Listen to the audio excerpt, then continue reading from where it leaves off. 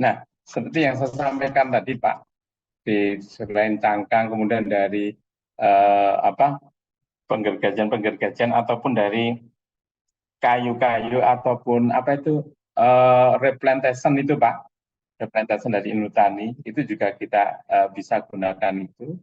Tetapi itu juga tidak secure secara sustain itu ya, tidak sustain. Maka salah satu di direktorat di Energi Primer Indonesia itu ada direktur biomasa Pak sekarang. Nah, ini kita bisa mengembangkan ini lewat hutan tanaman energi Pak.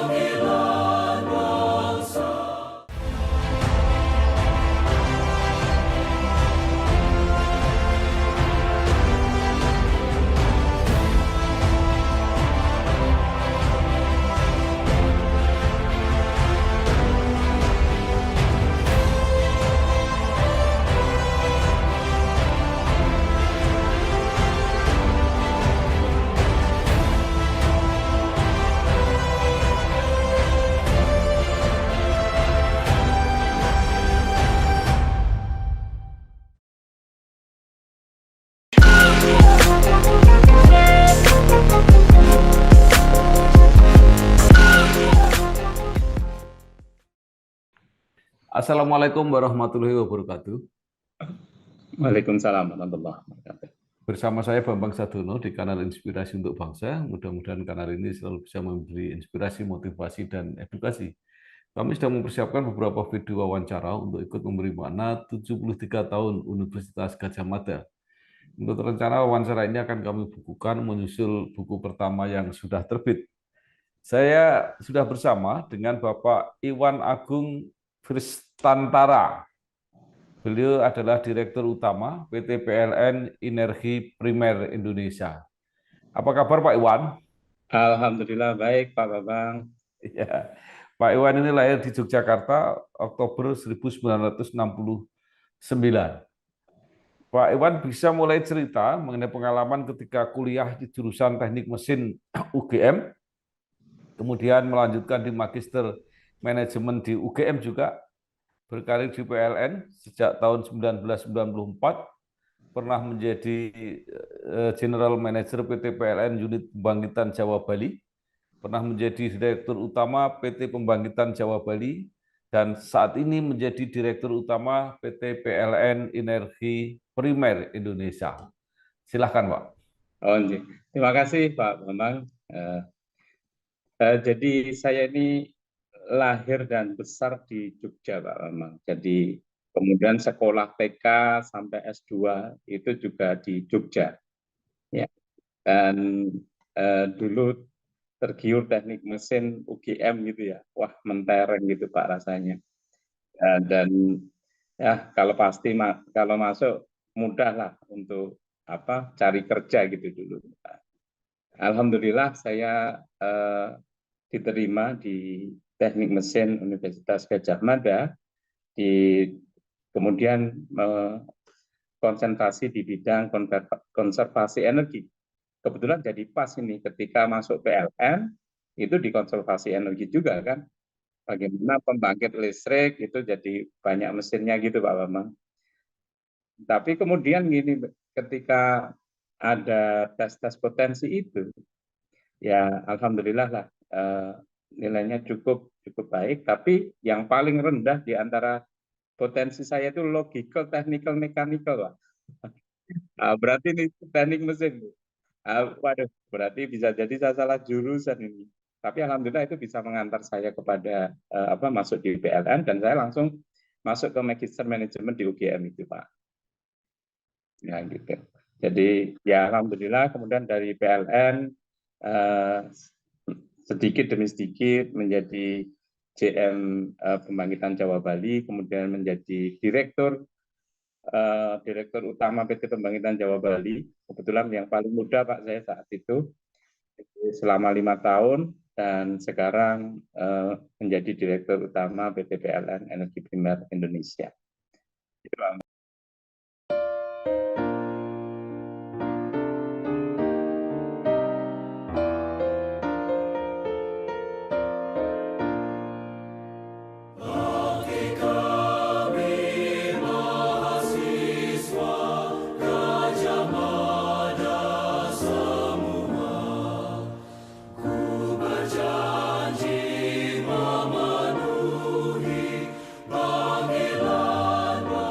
Nah, ya, ini kan subholding baru Pak ya. Jadi PT PLN Energi Primer Indonesia ini subholding yang apa? Yang diharapkan bisa menjamin ketersediaan pasokan energi tentu untuk kelancaran pelayanan listrik nasional. Nah, kira-kira apa Pak? Besaran tugas atau wilayah yang harus dikerjakan itu apa oleh Ya, subholding baru ini, Pak?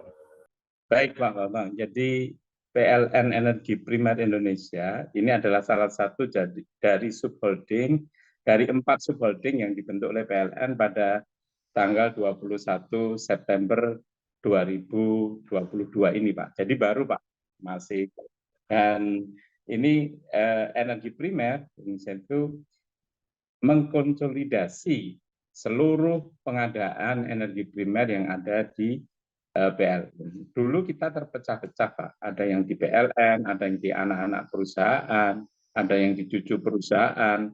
Nah, ini kita jadikan satu, Pak. Kita jadikan satu, kita mengagregasi, mulai melakukan tata kelola rantai pasok end-to-end dari energi primer. Ya, bagaimana kita kemudian mengelola energi primer dari mulai sumber pasokan, kemudian sampai kepada di mulut pembangkit. Alhamdulillah nih Pak, memang jadi subholding energi primer Indonesia ini dibentuk sebagai salah satu dari 4 subholding yang baru dibentuk PLN tanggal 21 September 2022. Ini mengkonsolidasi dari seluruh pengadaan energi primer yang ada di PLN. Ya, baik yang ada di kantor pusat, di anak-anak perusahaan, semua dikonsolidasi. Ya, dan kita mengagregasi semua itu dalam satu pintu end to end yang akan dilakukan mulai dari sumber tambang sampai kepada mulut pembangkit. Nah, besarannya itu seberapa sih gitu ya ya. Kalau energi primer di PLN itu sekitar 60% dari belanja PLN, Pak. Ya. Nah, dalam melakukan tugasnya ini, maka Energi Primer Indonesia tentunya bekerja sama dengan semua pihak, Pak. Yaitu dari ini sangat tergantung dari berbagai macam stakeholder, dari pemerintah itu baik dari Minerba, dari Dewa Dirjen Ketenagalistrikan, SKK Migas, KLHK, Hubungan Laut, ya, Hupla, Dirjen Hupla dan sebagainya, juga kepada pemasok-pemasok yang sangat banyak. Batu bara ini bisa ratusan gitu kan ya pemasoknya, termasuk di dalamnya dengan IPP. Ya.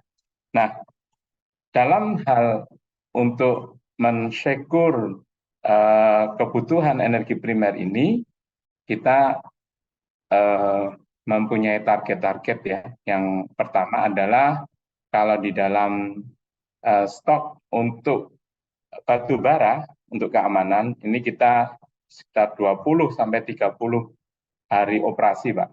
Jadi kita berusaha ke sana.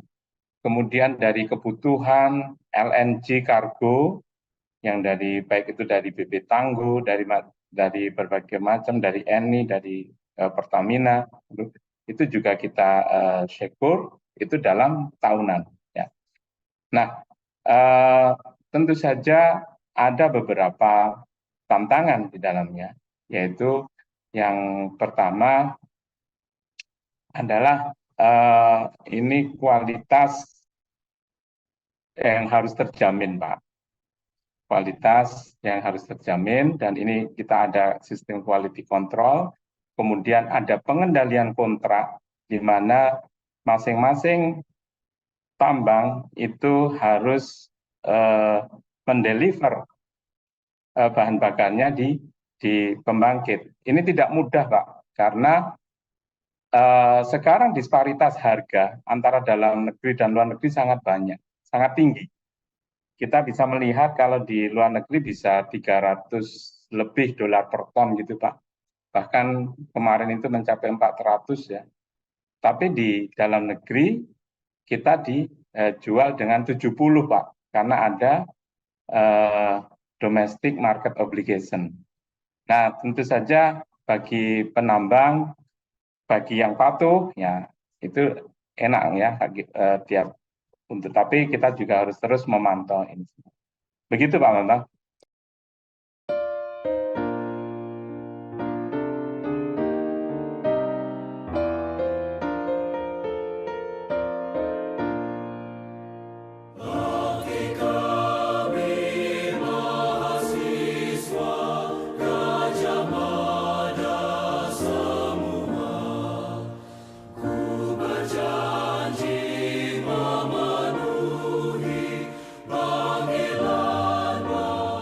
Baik. Nah, dari segi komposisi, Pak, itu berapa persen gas, berapa persen batu bara, dan mungkin ada apa bauran yang lain?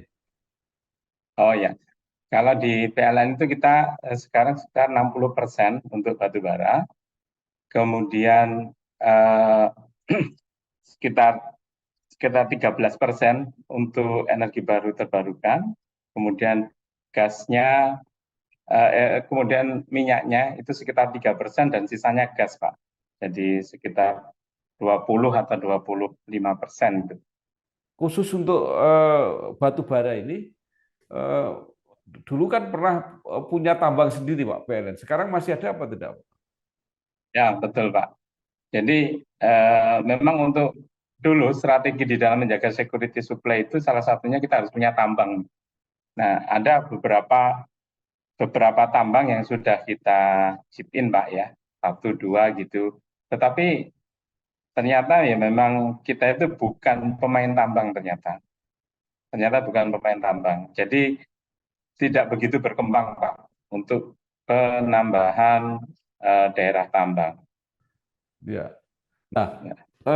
PLN itu kecuali apa pasokan listrik yang dipenuhi sendiri, kan juga membeli dari swasta, Pak. Itu berapa persen kira-kira, Pak?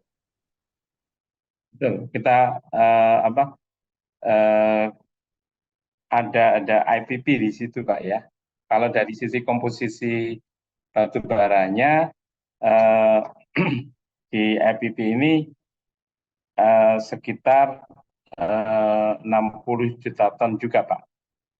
60 juta ton, kemudian yang kita butuhkan itu juga sekitar 70 juta ton, gitu Pak. Jadi sekitar itulah kanunya Pak, komposisinya. Antara pembangkit yang dikelola sendiri oleh PLN dan yang di apa listrik yang dibeli dari pihak lain itu seberapa besar, Pak, yang dibeli itu, Pak? Eh, Tepatnya dari angka-angka yang ada tidak anu Pak, tapi paling tidak kalau dari 208 kita produksi setahun itu sekitar 280 gigawatt Pak. Lupa ini datanya Ya, saya ya Pak. baik. Nah, kemudian yang dipasok sendiri oleh PLN Energi Primer ini pembangkit di mana saja, Pak? Apa di seluruh Indonesia atau seperti apa? Betul Pak. Betul Pak, ini di seluruh Indonesia Pak. Jadi kita dalam hal ini tidak hanya mengurusi yang di PLN saja, tapi bagaimanapun pembangkit-pembangkit swasta itu juga berkontribusi terhadap sistem kelistrikan. Ya. Jadi kalau pembangkit swasta katakan kekurangan batu bara, itu pun nanti berarti di sana tidak bisa produksi sehingga sistem listrik kita terganggu. Jadi kita juga harus ikut memikirkan itu, Pak.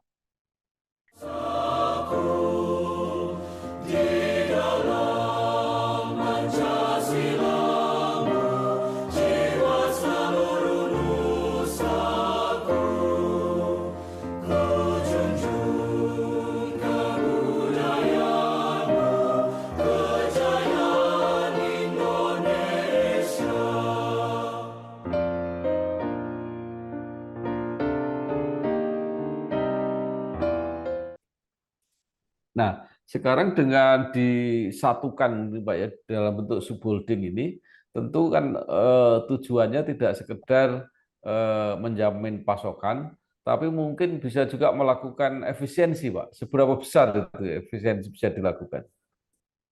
Nah, betul, Pak. Jadi pertama memang isu besarnya itu adalah security supply. Kita berharap di tahun-tahun depan setelah adanya ini itu sudah tidak ada lagi krisis, ya. Tidak ada lagi krisis karena kita berusaha nanti bagaimana merencanakan dengan baik, mengadakan dan kemudian mengontrol dengan lebih baik. Yang kedua, itu memang dari sisi efisiensi ya Pak ya. Nah, kami pernah Pak, ketika di pembangkitan Jawa Bali itu kita mengelola sekitar 4.000 megawatt ya Pak ya. Ketika suplai batu bara itu kita turunkan kalorinya, itu akan menjadi lebih murah Pak. Jadi katakanlah kalau kita makan ya makannya kurang enak sedikit gitulah ya. Ya, itu kita tapi efisiensinya bisa satu tahun bisa mencapai 1 triliun itu Pak untuk yang 4.000 megawatt. Ya, padahal sekarang kita mengelola semuanya itu sekitar 60.000 megawatt Pak. Nah, itu kan ketika batu bara kalorinya yang kalori tinggi itu mahal di luar negeri, nah kan masih ada kayak kalori rendah Pak. Mungkin apakah PLN memilih belanja yang itu? Ya, sebenarnya batu bara itu disesuaikan dengan pembangkitnya Pak. Ada pembangkit yang memang didesain untuk kalori tinggi, ada yang untuk kalori rendah gitu ya. Di 4.200, ada di 5.000 gitu ada Pak. Itu tergantung dari pembangkitnya. Tetapi kalau kemudian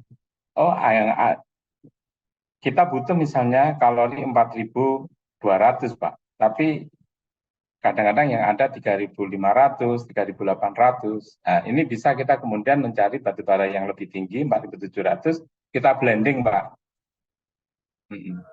Iya, iya.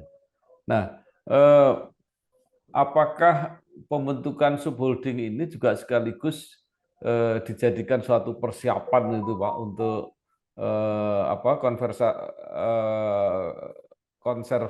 konversi energi ke depan yang tidak boleh banyak bergantung lagi kepada energi fosil gitu Pak?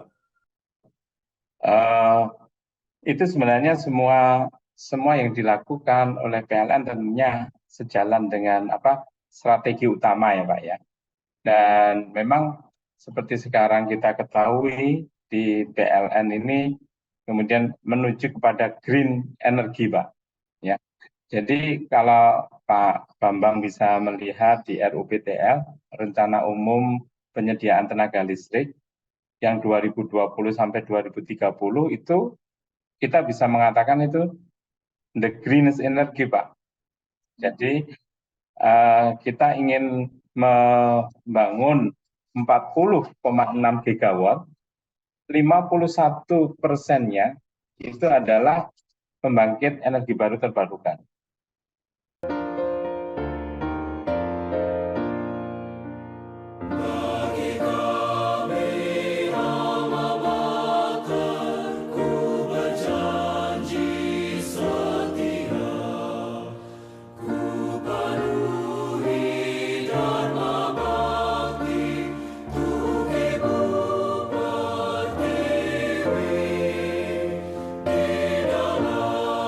Bersatu Iya, eh, berarti yang apa sasaran utama itu batu bara Pak ya, karena batu bara ini yang dianggap paling paling kotor kan. Gas kan dianggap masih agak agak lumayan gitu kira-kira. Ya, ya memang kadang kalau mau murah ya agak kotor gitu ya. Kalau mau mau enak, mau bersih ya mahal gitu, Pak. Ini pilihan. Tetapi kita mempunyai sumber-sumber energi yang tentunya ini untuk harus kita gunakan untuk kesejahteraan rakyat, Pak, ya. Kita tetap mengikuti apa yang kemudian menjadi kehendak daripada dunia internasional untuk menurunkan net zero emission di 2060 itu, ya.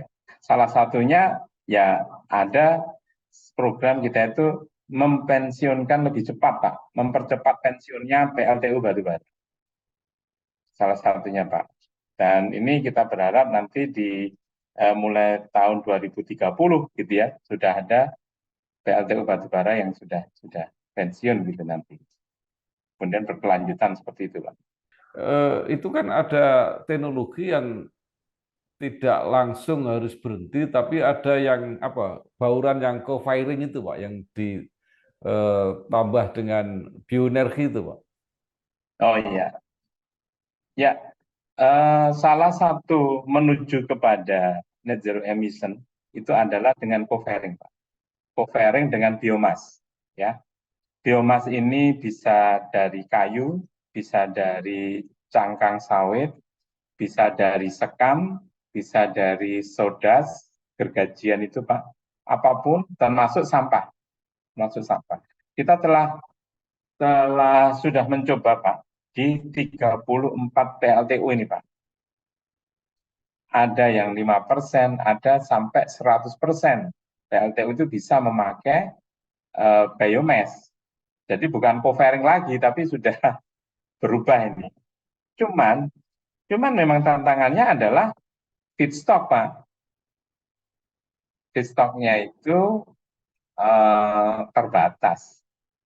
Tidak bisa makan dengan katakanlah kemudian 1 juta ton begitu dalam satu PLTU. Wah, itu tantangan bagi kita. Nah, bagaimana cara apa Pak pengerahannya ya? Kalau apa itu eh, sawit kan barangnya itu sudah ada, tinggal Ya, mungkin siapa pengumpulannya. Nah, kemudian kalau yang biomas yang lain yang merupakan tanaman itu kan harus ditanam. Eh, ya. saya wawancara dengan apa pengelola tambang batu bara juga yang mengatakan bahwa Mm-mm. sebenarnya bekas-bekas tambang itu juga bisa ditanami untuk tanaman-tanaman tanaman yang bisa jadi co-firing itu. Nah, itu dari mana Pak sumbernya yang diperoleh oleh PLN? Nah, seperti yang saya sampaikan tadi, Pak, di selain cangkang, kemudian dari penggergajian-penggergajian ataupun dari kayu-kayu ataupun replantation itu, Pak, replantation dari Inutani itu juga kita bisa gunakan itu. Tetapi itu juga tidak secure secara sustain itu ya, tidak sustain. Maka salah satu di direktorat di Energi Primer Indonesia itu ada direktur biomasa, Pak, sekarang. Nah, ini kita bisa mengembangkan ini lewat hutan tanaman energi, Pak. Dan kita sudah melihat walaupun ini butuh banyak ya, mungkin ratusan ribu hektar ataupun apa, tapi ada potensi itu di ladang-ladang kita yang tersebar di pulau-pulau itu, termasuk dengan ada kemiri Sunan, ada Gamal, ada Lamtoro, itu sudah kita coba ke sana, Pak.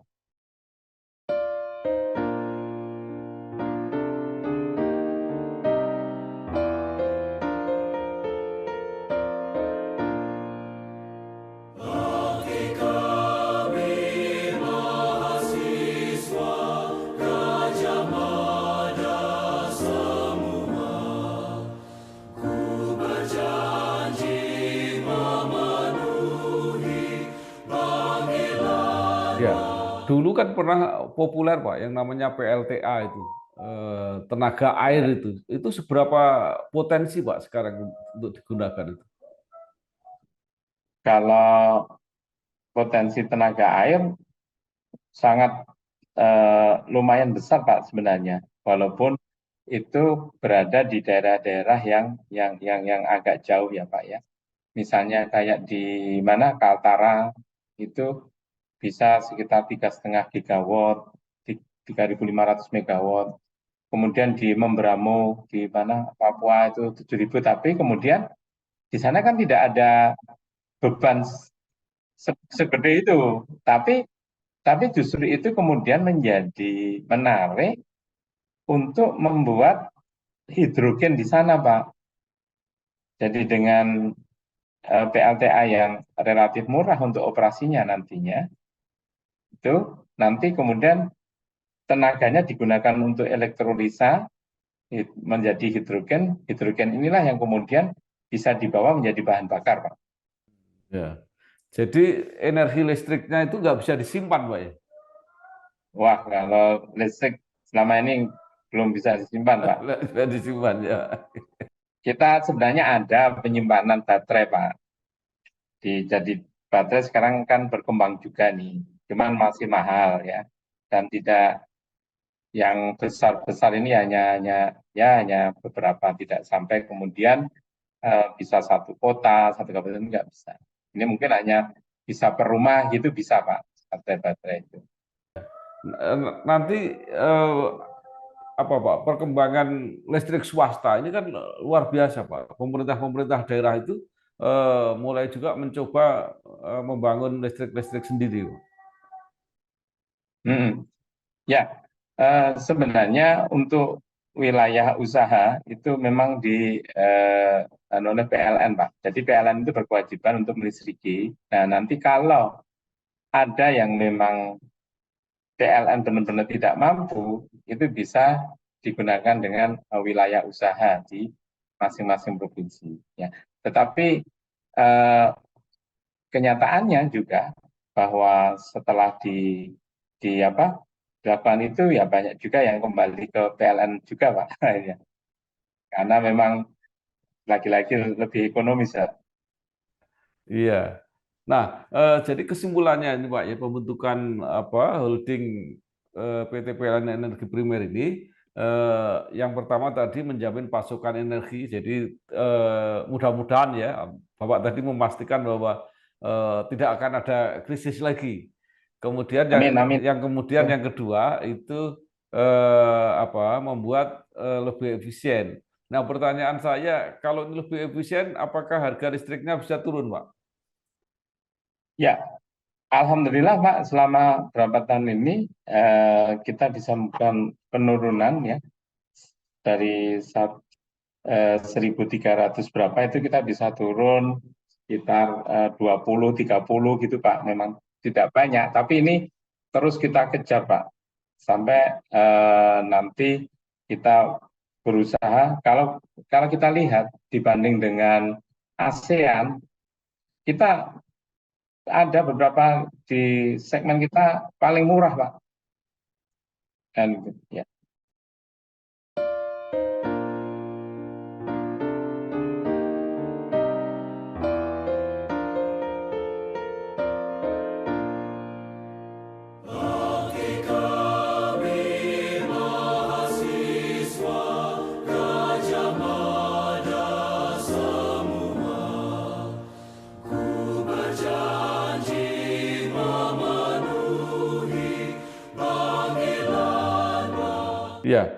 Ya, saya wawancara dengan Pak Archandra, Pak ya. Pak Archandra Tahar. Pak Archandra Tahar itu mengatakan bahwa Indonesia itu beruntung karena listriknya itu bisa dipenuhi sendiri, bahan bakarnya ada sendiri. Itu banyak negara juga yang listrik aja harus beli katanya. Jadi harganya Betul, lebih betul. mahal. Betul Pak ya gitu ya. Betul, betul. Ya, ya, Singapura itu kan banyak dari Malaysia, bahkan dari Laos, Pak, ya, Singapura itu. ya, ya. Baik, sekarang kita kembali ke UGM, Pak. Apa yang Bapak rasakan tadi ya? Orang Jogja, sekolah di Jogja, S1, S2 juga tetap di UGM gitu yang mungkin sangat apa ya, sangat mewarnai karakter yang dibawa sampai ke pekerjaan. Ya, eh,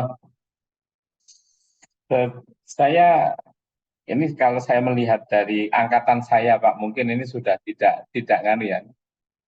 Masa sekarang sudah tidak relevan kali ya.